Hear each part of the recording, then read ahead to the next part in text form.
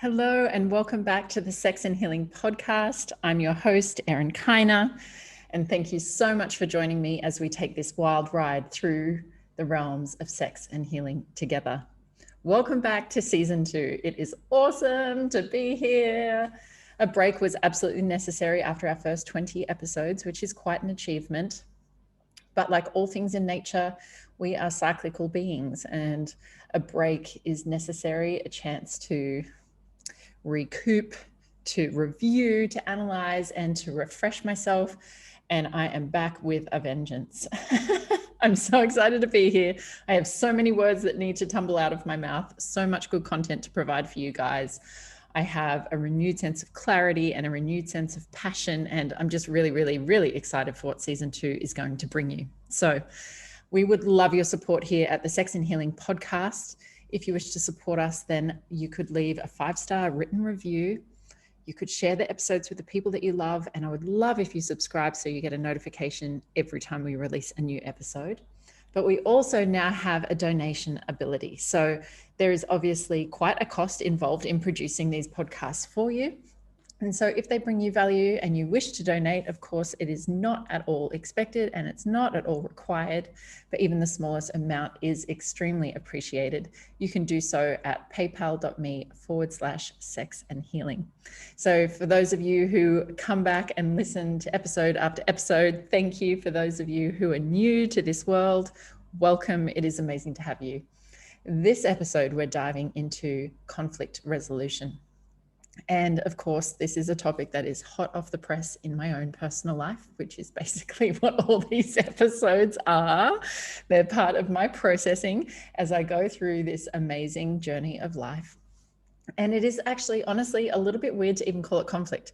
My partner and I have been navigating some conflict this week, and we have naturally navigated it with such grace and such awareness that it blows my mind. So naturally, I'm going to share that with you guys, give you guys some insights as to how that happens and, you know, the intricacies of how we navigate it. But as I said, it doesn't feel like conflict to me. It is highly emotional. It is highly painful, but it's not a fight, as most people might know in their relationships, that conflict often comes down to fighting. And honestly, I can't even imagine having a fight with my man. If we're at the place that we're fighting, and that things get dirty or they get toxic, then that is a sign that we are so far out of alignment with ourselves. That is so far from who each of us are and how we wish to show up, that that's actually a sign of a much bigger problem. So that can be the case for all of us. I know that some of this content today is going to be not as relatable for some of you who either in your own life don't yet have the levels of self-awareness and self-control that it takes to navigate conflict in this way, or perhaps you're with a partner who doesn't share the same commitment to this kind of work as you do. And I will provide whatever resources I can around that. However, my intention with sharing this with you all is as an aspiration of what's really possible, and to know in your hearts that you can have this, but it takes work and it takes commitment. And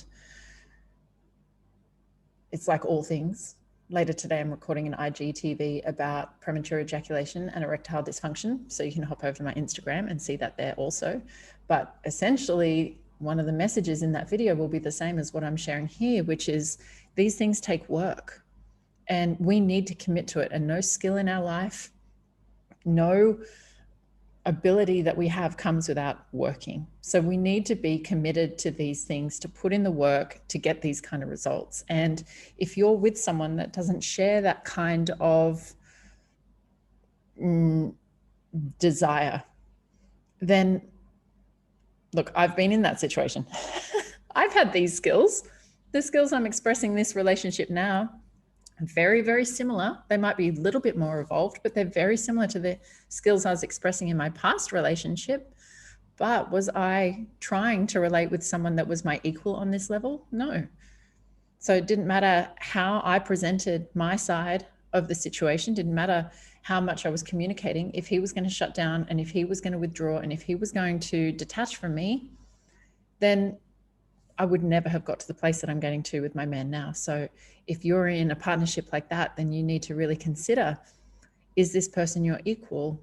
I understand that we get other benefits in relationships and we can't expect 10 out of 10 of our needs to be met by the one person. But if someone doesn't share your value and your commitment to personal growth, and in fact, it can be a need. It's a need in my life, is to continue to grow and evolve. And if someone doesn't share that need with you, then you need to consider whether that's the right relationship for you. Because if you're experiencing ongoing conflict and pain and difficulty and arguing and fighting, and the person that you're engaging with doesn't wish to put in the effort to make this a graceful process and to build a harmonious, beneficial relationship with you, then you really need to question that and ask, is it the right relationship for you? Are you settling for less? Are your standards too low? Is this person unable to meet you? And why might you be staying in that situation? Of course, I have absolutely no judgment for anyone in any relationship dynamic. I get nothing out of it. But I do wish to share that with you from the depth of my heart, because my greatest intention is that everyone raises our standards and everyone gets met as fully and completely and wholly as they are able to meet themselves. So if you're one of those people that are willing to do the work and look within and face your stuff, then of course, what I want for you is to be met in that with an equal and have a partner who's equally as willing, and together you build a relationship upon that foundation. And so I did a little shout out on my Instagram this week saying that I was recording this episode today about conflict resolution, and people were able to share their questions with me. So if you want to come over and follow me on Instagram, I'm going to share every week what I'll be recording, which gives you the opportunity to put your questions in, which means that this content is tailored directly to you. So please come on over. I answer questions all the time, and I love the way our community shares. So no question is too much, and I will do my very best to provide value for you. So where did all this begin? I'm going to blame my healer, Angie. So I had a session with Angie. I've been navigating some of my own fears and insecurities, and I wanted to kind of smash it out. And so I booked 4 back-to-back sessions with Angie. You might have heard Angie on a previous episode called God on God Action, and you can book sessions with Angie yourself via my website. She is an amazing healer. And as she was exploring the inner workings of my energy and my mind, she came across a part of me that was in absolute panic. And as she helped me heal and resolve that, I feel like that really made me look a little bit more deeply inside of myself. My man has been going through a lot in his own world and having some stressful things happening, and I've been focusing my attention there, and it was kind of nice to have the awareness off myself for a while and be able to focus on someone else. But this kind of brought the awareness back to me, and I was like, oh shit, I actually have a lot going on in there. I've got a lot of things. I was crying. I was just in such heaviness over the pain that was arising for me regarding an aspect of our poly relationship. So I sent him a message and said, have you got some time to talk? I need to process some stuff that's coming up for me around this situation. And so he said yes, and he made time for me, and he was able to really just hold space and listen. So even though I was in pain, and sometimes my pain comes out of me in a way that can be sharp or harsh or like accusatory, which is not me in my heart. When I'm in my heart, I'm very compassionate, but when I'm in my pain, sometimes I can be pointing the finger. And he was able to see that and see that I was in pain and still just hold space for me without reacting. So he just listened. He never interrupted. I asked him if he wanted to respond as we were moving through. I was quite controlled in what I had to say. I'd really thought about it. What are the key points that you need to express here, Erin? What is it that you're upset about? And what is it that you need? Because ultimately underneath it, what I'm looking for is relief from my suffering. So there's a need there. So I need to somehow get it across to him that I'm in this pain and this is my solution. This is what I'm going to ask for that will bring me relief. So as we were moving through that content, I said to him, do you want to reply? Do you want to say anything? And he said, no, I'm happy to just listen. So once I feel like I'd got everything out, he said, I understand, trust me, I understand. And I need time to think about this. This has come out of the blue. I want to respond, but I don't know what to respond, and I want to make sure I say the right thing. So I'm going to take some time to myself to do so. So that is kind of the first most important step that I think allows us to navigate conflict with grace, is that we don't react to each other. We don't, in the heat of the moment, in the presence of emotion and trigger, go back and forth.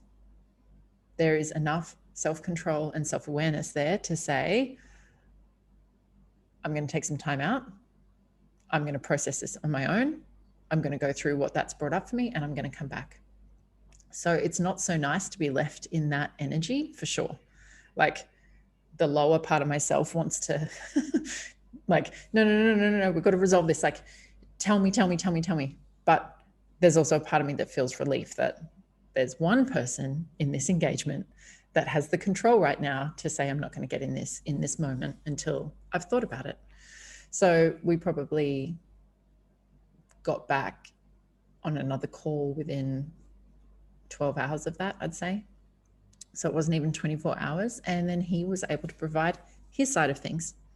And I was able to listen and receive those things. And it's not easy. It's, again, the ability to sit and listen is such a skill. And in fact, I'll do a whole podcast episode about how to listen, because very few people on the planet can listen. Very few people on the planet can hold space well.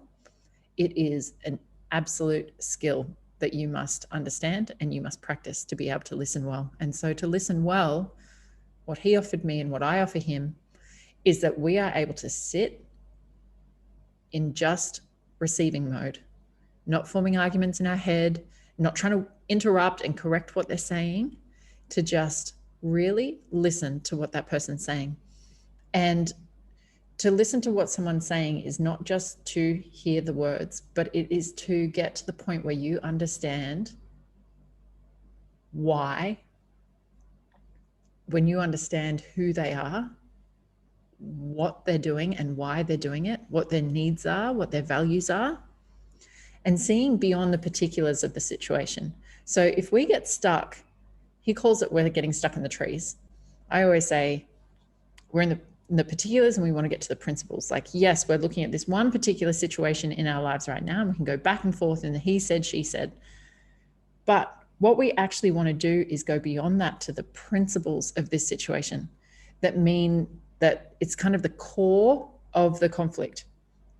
If you can get to the principles and you can resolve things at the principle level, then that's going to apply in so many different situations in your relationship. If you stay in the particulars, then you're only resolving that one situation. And that means that the principles can still be expressed in other ways. So in my coaching practice, I share this with clients almost like a tree.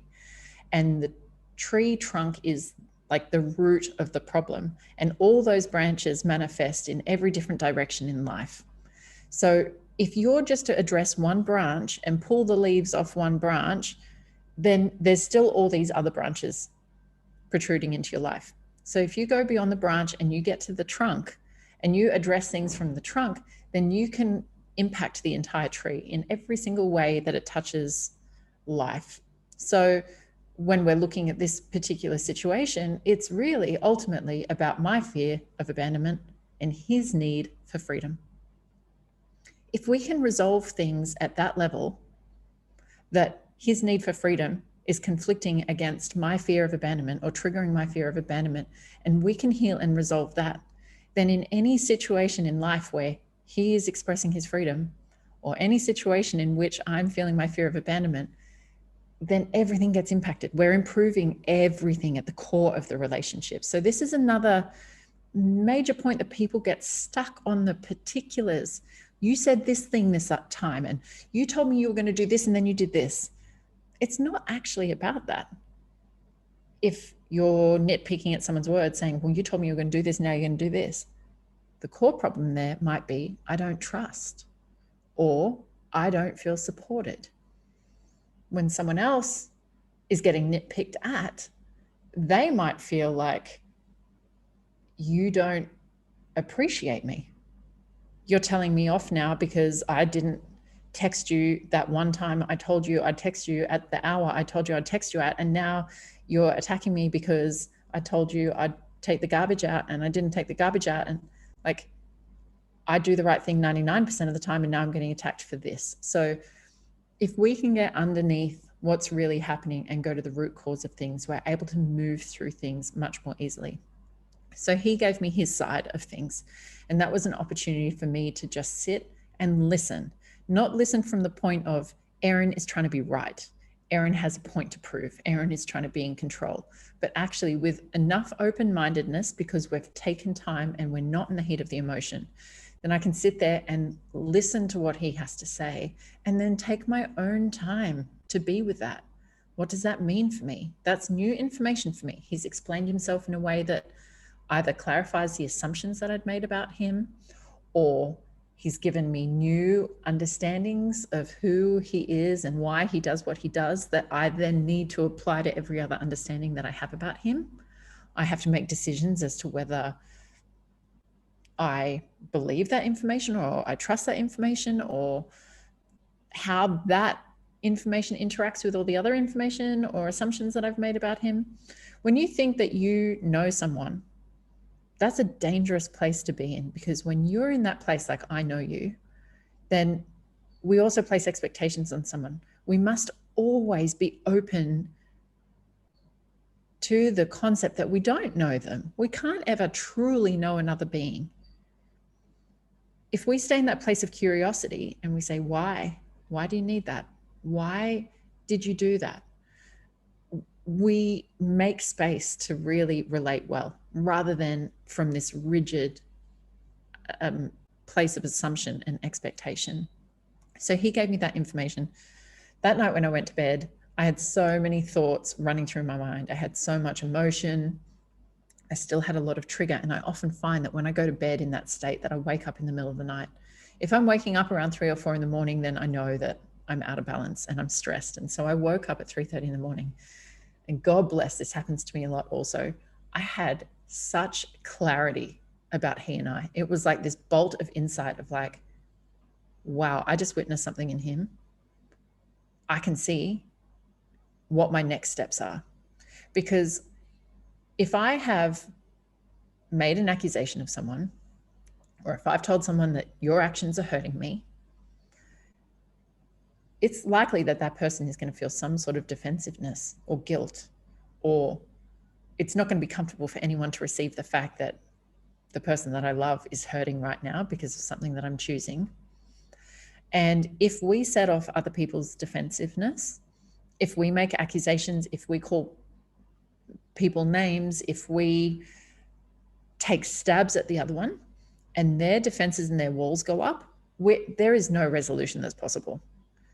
If they're doing the same with us, if they're calling us names, if like I have been in conflicts to the point that it's got violent. I had a violent start to life, and that is kind of how I learned to resolve conflict, by screaming and screaming and screaming and screaming, and ultimately getting hit at the end.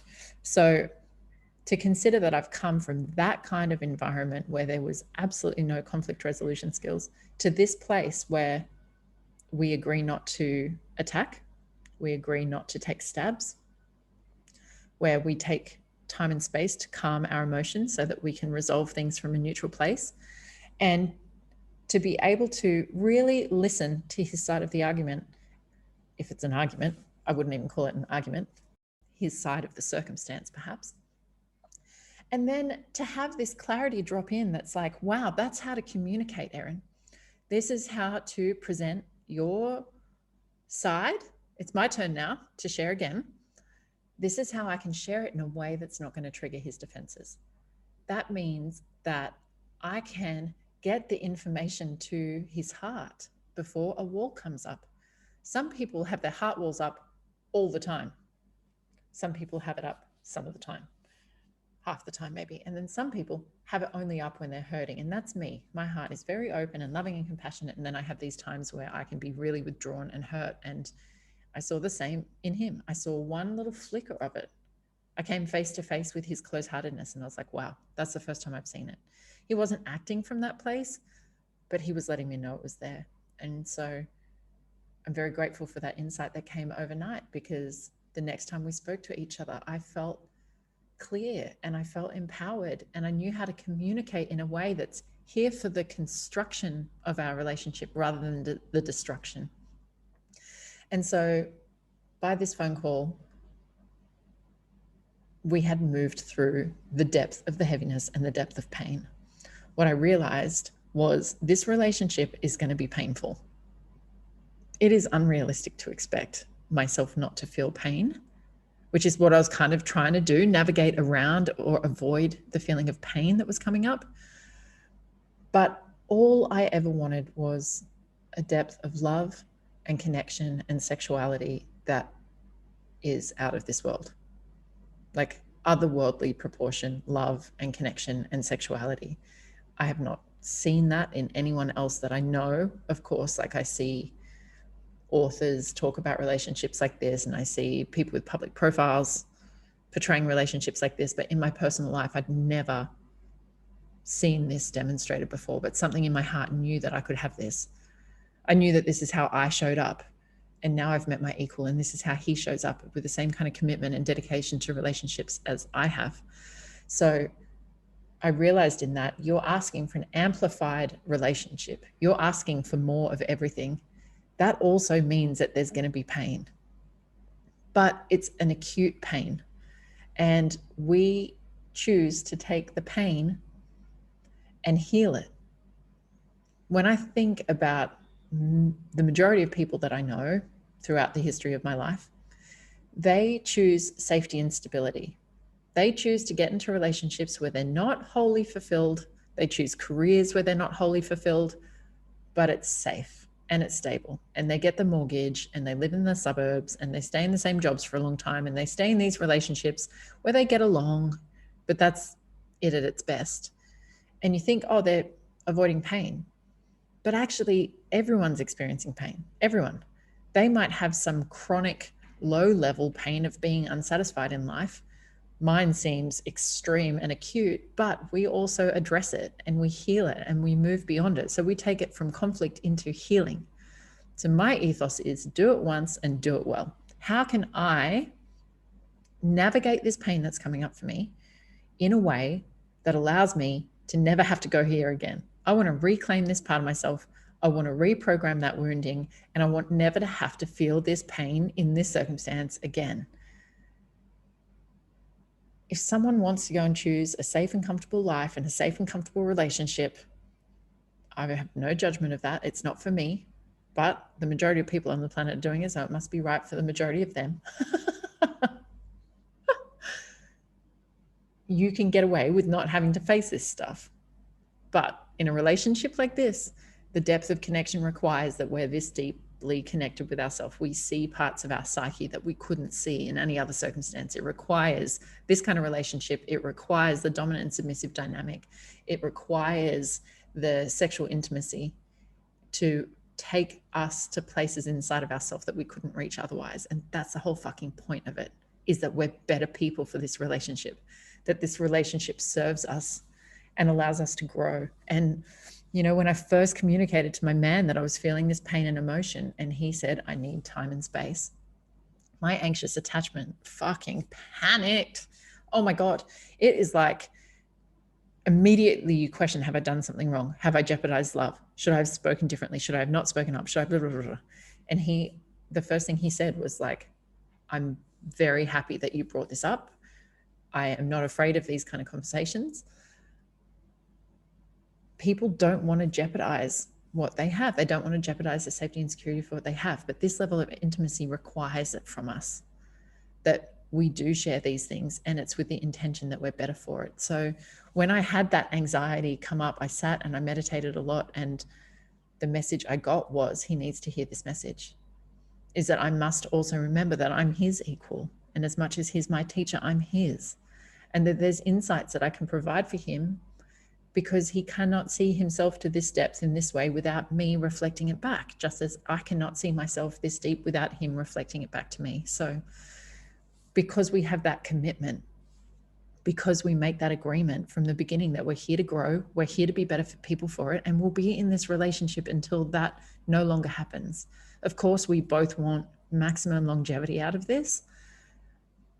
And we're not going to place those kind of expectations on it. We're not going to make those kind of promises because they just end up hurting, but we're both in it until the pain is too great to no longer be in it. And so we made a commitment in the midst of this and said, we will not separate from each other unless it's by mutual agreement, unless we both agree that the pain is too much and that we haven't been able to find a way around it.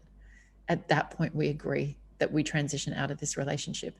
So that in and of itself, I think, is a beautiful offering and definitely added to my security. So one of the other things that we do in our relationship is create a lot of structure and a lot of strategy. So the more we get to know each other, then the better we are equipped to help each other. So the structure that we create kind of reminds me in a lot of ways of a business. I know that sounds strange, but if you're going to invest in a business with someone, would you get into that business without clear expectations? And would you get into that without contracts in place? And would you get into that without some sort of awareness of how you might navigate differences that come up? Like in business, it is absolutely expected that you do those things. And yet in personal relationships, this stuff is never spoken about. You're just automatically expected to know what the other one needs or what the other one wants, or like you've got no idea. There's no system in place to create a harmonious relationship. It's just kind of expected. And then you come across conflict and you're like, oh, let's try and avoid this. So we always put things in place, strategies in place. So one of the things we recognize is that we both need to show up as our best self. And what are those things? We're both personally responsible for the things that we need to do to show up as our best self.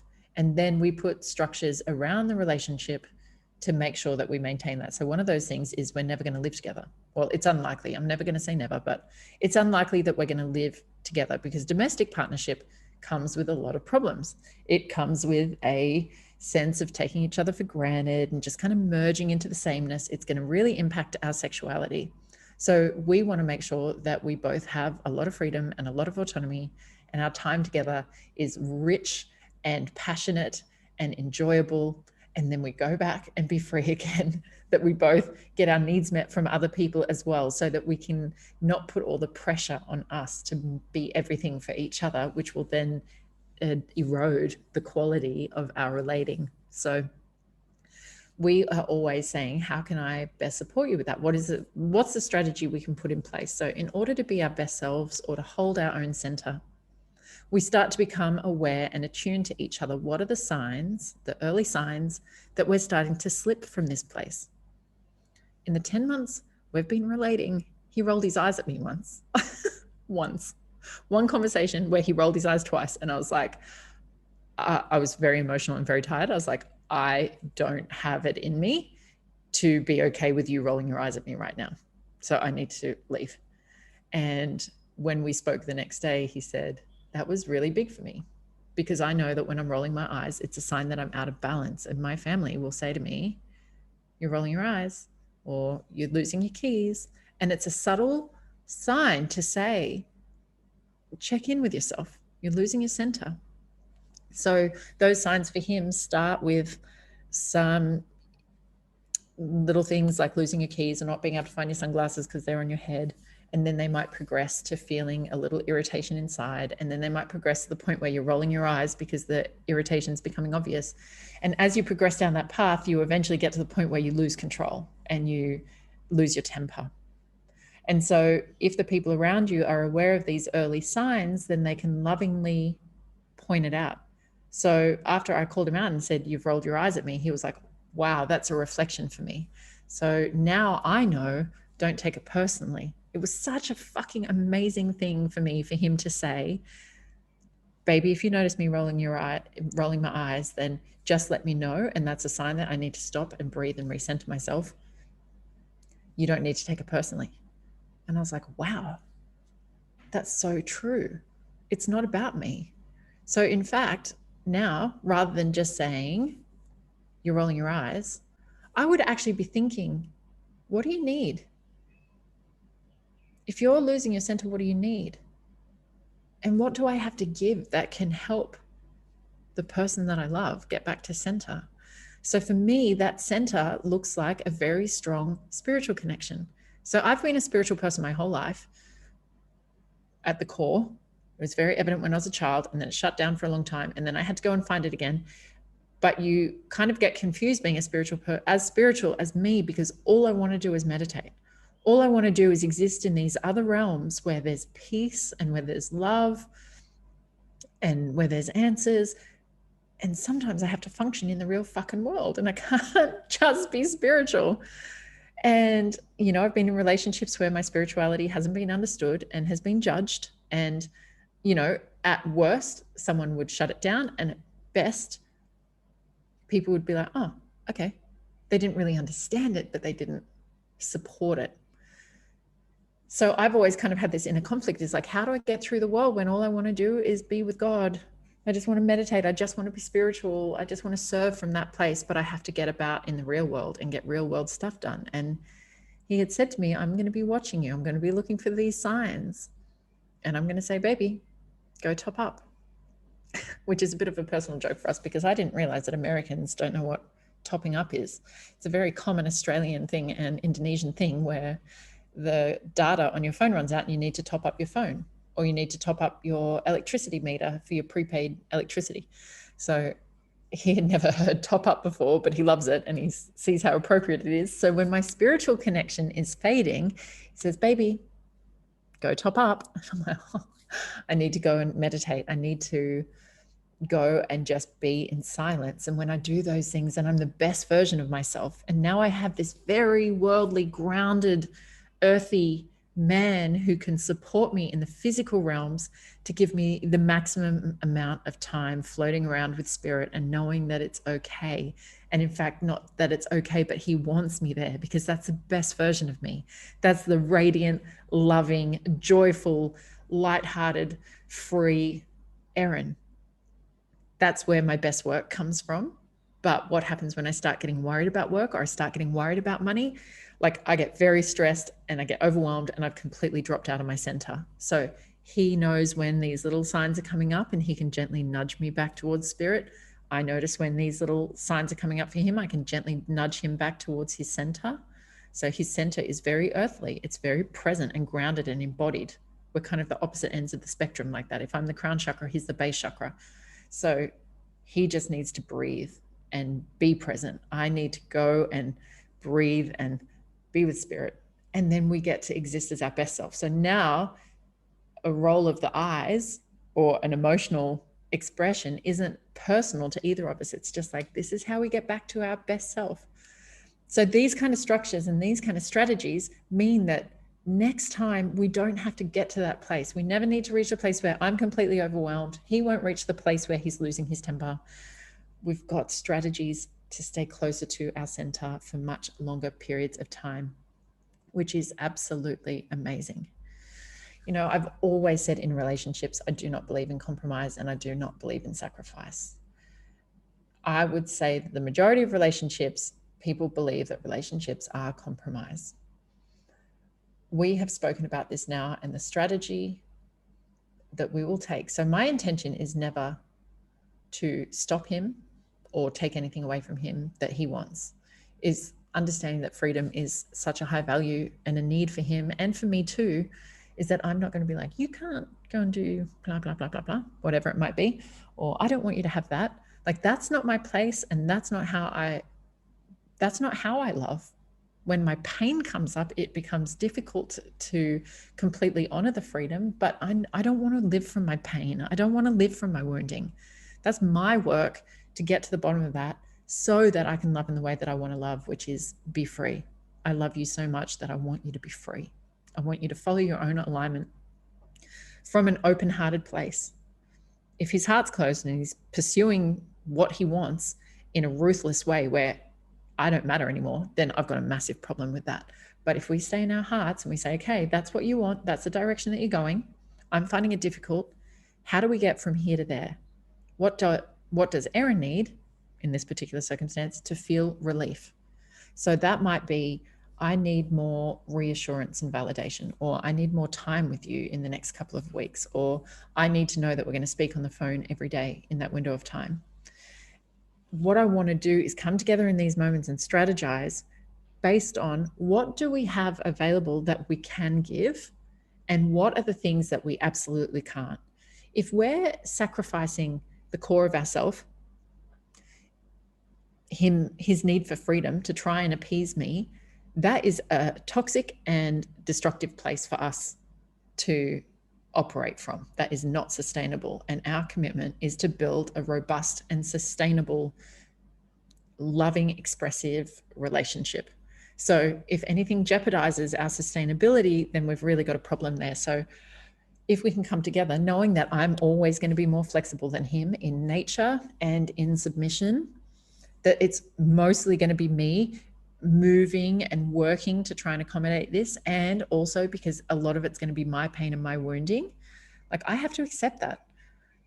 I have to be okay with that. And that's part of the information he gave me in our conversations that I have to go away and sit with and really say, Erin, do you want to be in this relationship? Knowing that you're going to have more love and more connection and more sexual expression than you could even fucking contemplate.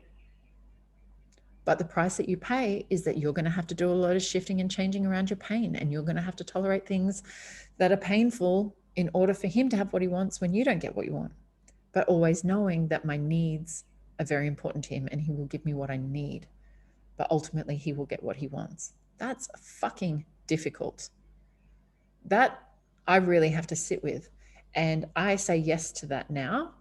And I have to keep checking in with myself as the future comes. There might be a time when I'm not okay with that anymore. And that's also okay. These kind of negotiations are ongoing. They never stop. We negotiate every aspect of our relationship. So we know where we each stand. We know our place. We know that we're supporting each other, loving each other, supporting ourselves, loving ourselves. Like, this takes so much commitment and focus and time on the relationship itself that most couples don't put into their relationship. So they don't get the benefits out of it. But if you do it, holy mother of God, you will build a relationship that is beyond your wildest dreams. So whenever I come across this pain inside of myself, I always ask, how is this serving me? This relationship is here for my greatest growth.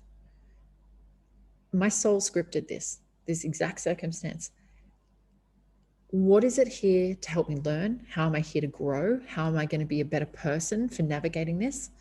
What am I here to receive? That's my fucking perspective on every single relationship I am in at any given time. It's like, this is here to serve me. How's this helping me grow? I also have the perspective that I'm here to give something. I have a key for this person, and this person has a key for me for our growth. What is it? What is it that I'm here to offer this person? That might be love. It might be trigger. It might be me walking away and them having to face that. It might be me loving them through something that they've never shared with anyone else before. Whatever it is, they're here to offer me something for my growth, and I'm here to offer them something. Once we hold that perspective of the positive sides of this, of what we're gaining, there is nothing to forgive. When you realize the perfection of everything, when you realize the perfection of the pain, when you realize the perfection of the way things unfolded to push your biggest fucking button in a way that's almost comical, it's been so perfectly designed to push your buttons, and you realize that your soul did it that way because that's your biggest button, which means that's your biggest growth on the other side. You feel so much gratitude for this thing happening that there's nothing to forgive. So if in your relationship dynamic, you are unable to forgive and you're holding on to resentments towards each other, then that means that you have not yet changed your perspective. You've not yet done this work to have a look at it and recognize this is here to serve you and this is your opportunity for growth. That growth might be getting to the point where you're ready to leave that relationship, where you're ready to ask for more. You might not see it like that. You might think this person has hurt you so much that you've got to get out. Actually, they're serving you to find that place inside of yourself with such high self-worth that you can finally leave that relationship. If you find that your partner is unable to express their feelings or the important things, if you're in one of those dynamics where you're more skilled at this stuff than your partner, then I would absolutely suggest going to get training. It's a skill. So a friend of mine here teaches authentic relating, which for me drove me crazy. Like I got so fucking triggered. I was like, I have to follow this script. I have to repeat these statements. Like that's not authentic to me. And my man was like, baby, this is the first step of relating. You're on 10,000th step. It doesn't make sense for you, but there's so many people who don't have these first steps. And I was like, fuck, that's so true. That is so fucking true. So something like authentic relating could be a fantastic avenue to start if you're with a partner that doesn't have these skills, because it will give you a framework, it will give you language, it will give you scripts that take the complexity out of it. I've certainly been in places where I'm so emotional, I don't have words for it and I couldn't tell you what's going on. I'm just overwhelmed with emotion. But I know how to clear the emotion and get out of that place. And I'm very lucky to have such an articulate mind that can express verbally the complexity of my emotion. But certainly for men who have been told not to be emotional for most of their lives, they often don't have those skills. So if you're in a relationship like that, I cannot recommend a structure or a counselor or someone that can help you navigate these things and that you can commit to the skills and up level. If you're in a situation where you feel like you're going around in circles and not feeling heard or understood, there's two things that I want to share here. Is number one, is the conflict itself is actually, I'm not feeling heard or understood. You might be trying to express the particulars of the situation and you might be trying to get this one scenario out and like blah, blah, blah. But actually the principal level is I'm not feeling heard and I'm not feeling understood. So I recommend, if you're going around in circles, one, someone's got to get off the fucking merry-go-round. Someone here has to take the fucking lead and say, this is not healthy. We're getting off this. If you've got a partner that's avoidant and doesn't have the commitment to coming back and resolving it from a better place, that again is a bigger relational problem. But I always recommend putting these strategies in place, building these strategies and making commitments to each other from a non-triggered neutral place. So when you're in a good place, you sit down and say, okay, let's make a fucking strategy for conflict. So Erin's strategy is, okay, I know that when I get really triggered and I get really emotional, that what I need is some sort of reassurance. Touch my arm. Physical touch is really powerful, is touch my arm and say, I hear you, Erin. I hear what you're saying. But now's not the time and place. Do you want to go for a walk? Do you want to take a breather? And I'm like, oh, okay, I'm not going to be abandoned. I'm seen, I'm heard, I'm understood.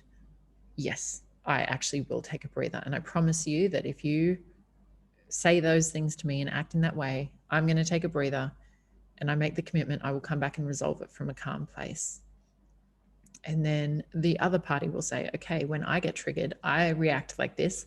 This is what I need from you when I'm in that place. And the commitment I make to that is that I'm going to come back and resolve it from a neutral place. And also putting timeframes on these things. If we take a break from each other, then we say 24 hours or 48 hours or a couple of days, like to avoid that feeling of emotional ghosting or abandonment, we put a time frame on it. It's like, I'm going to go take care of myself. I'm going to go work on my shit and I'm going to be back. So to get that kind of commitment from a partner before we're in the conflict means that in the conflict, we can lean on that and we can come back to that. If you're going around in circles of not feeling heard and not feeling understood, and you start addressing that, baby, can we sit down and talk about the fact that I often don't feel heard and understood? You've got to up-level your communication about what it is that you're communicating, because if you're getting stuck in the particulars, people defend that stuff, they fight against it, it's actually not the point. But you talk about yourself, say, I don't feel heard and understood when things unfold like this, then we've got a better chance of being able to move forward. But you need a partner that wants to commit to you. I am committed to hearing you and understanding you. If you're not feeling heard in the moment, then it's probably because the moment is really heated. So taking a break, like one of my friends says they take a 20-minute break. I was like, go way longer than that. Go 24 hours. Really take a break from it. One of the other things that can be powerful is my partner and I will write each other a letter. So if verbal communication is really hard, then I will sit and get my feelings down on paper and send it to him, and he's got time to sit and think about that and not feel the pressure to have to reply immediately or respond. And then he's got time to sit and get clear and then write to me in return. So depending on your partner's needs, and this is why it's so important to understand your needs and your partner's needs and the relationship's needs, is you can understand the best way to communicate. And it can be different for different people, and it can be different for the same person at different times. So another problem that we can come across is being so compassionate to the other one that we sacrifice ourselves. So in order to stay in your own self-worth while being compassionate is to always remember that your greatest compassion should be towards yourself. If you are showing compassion to another to the extent that it's eroding yourself, then that's not a sustainable relationship. I said to my man, actually he said to me, there's a give and take with everything always. In business, baby, if you want to make more money, you can make more money, but you know that there's a cost to that. You might have less time, or you might be more stressed. And if you want to achieve that at work, then where does it take something from? It's always this balance. And that night when I woke up at 3:30 in the morning, I saw that framework so clearly. It's like, if you want to pursue what you want, but from the close-hearted place, it's your prerogative to do that, but you need to know what the cost is. And the cost is that it erodes my submission, it erodes my trust, and it erodes the longevity of our relationship, because I choose not to submit to close-heartedness. My submission is to that man's beautiful, deep, loving, open, compassionate heart. So I will pull my love back if he ruthlessly, close-heartedly goes after what he wants. I can't stop him from doing it, but that's the price. So when we look at this idea of being compassionate for someone else, and the price is that I'm eroding myself, that's the give and take. Like, oh yeah, I get to be a good partner for them. I get to give them what they need, but the price that I pay is that I erode my self-worth, and I erode the longevity of our relationship, and I erode the sustainability and the robustness of our relationship. Then is the compassion worth it? The compassion for yourself and your boundaries and your worth and your ability to say no and to walk away from things. My God, how many of us have stayed in relationships that we should have walked away from? There is this collective idea that relationships should not end, that it's really bad, or I love them. I love him though. Well, you can still love him and not be in a relationship with him. The love doesn't end. In fact, the love will be even better when you speak the truth, which is this relationship is not working, and we either need to change the relationship or we need to transition out of it. Like, let's have more of those conversations. Let's be brave enough and bold enough to walk away from what doesn't work for us, because we know that it only ever gets better. It only ever gets better when you uphold your self-compassion, your self-worth, your boundaries, your standards. And if that means turning away from love, then I guarantee the universe will reward you, and the next partnership that will come along will be even better. It cannot get worse. It does not regress. It will stay the same if you don't do the work on yourself, and you'll get the same repeating pattern. But if you do the work, each relationship and each love that shows up for you will be better and better and better. If you find that yourself or your partner is not able to communicate anger or negative emotion in a calm way, then the emotion hasn't been processed. I don't suggest that you should communicate anger in a calm way. I think you should communicate your anger or express your anger as anger in a healthy way that's not directed at your partner. So if your partner's got anger coming up, then they need to have strategies in place of how they release that anger, how they let off steam. Do they go for a run? Do they go to a boxing class? Do they go and scream? Like, there are so many things that you can do, but if you try and put a lid on the anger and the emotion that's in there, it's going to bubble out against your will and in destructive ways. You need to be able to express the anger or the negative emotion. For me, there's a lot of sadness, there's a lot of crying, there's a lot of like helplessness that comes out of me. I don't throw that on my partner. I'll get a healing. I'll have a girlfriend come over. We'll put music on, we'll drum, we'll do all of these things that helps me move the emotion out of my body so that we do arrive in a calm place and we can communicate on the other side of the emotion. So as soon as those heated emotions come up, it's time to take self-responsibility and step away to process that emotion and to come back into a neutral space. So in summary, my loves, exceptional relationships are available to all of us, but they take work. We can put structures and strategies into place in non-triggered states that allow us to do the inner work that we need to do in order to show up best for each other. We can get to the core of conflict and heal rather than sticking in the particulars of that scenario. Go deeper than that. Look at what's really going on underneath it on a needs and values level and resolve from there. Make a commitment to each other in a non-triggered space of how you wish to show up, and recognize that this is a skill that you need to train for, just like if you want to learn to do a chin up. That's something you need to commit to, and you don't start with a chin up. You start with some other exercises, and then you build upon it and you build upon it and you build upon it. And one day, maybe you get to do one chin up. This is the same. There's so many skills that layer upon itself. So make a commitment to it. Make a commitment to yourselves and make a commitment to each other. Don't compromise. Don't compromise on your values and your needs and your wants, and be brave enough to walk away if you need to walk away. And then finally, look for the goodness in everything. Ask how it's serving you, how it's designed to help you grow, how are you a better person for having this, and you can move beyond any kind of resentment, any kind of pain. That process can take a while.